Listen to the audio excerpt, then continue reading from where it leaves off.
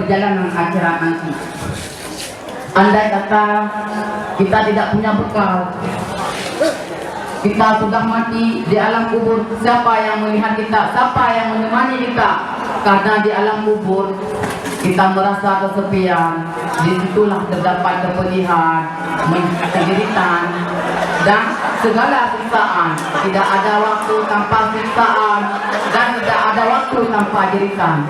Kita berpikir, apakah begini kita hidup di dunia? Saya menanya kepada tengku-tengku sekalian, apakah begini cara hidup kita di dunia?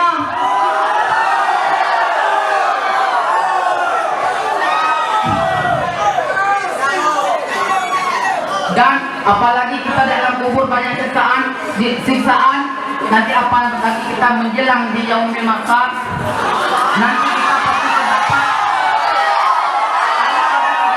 ada tiga golongan yang berjalan dengan bermacam-macam gaya dan cukup paten. Coba kita lihat, paten sekali karena Allah memberi jalan di dunia, kita berjalan dengan kaki, karena nanti di yaumil ada yang berjalan dengan kaki yang pertama, dan yang kedua ada yang berjalan dengan perut. Bagaimanakah orang berjalan dengan perut? Sungguh keren.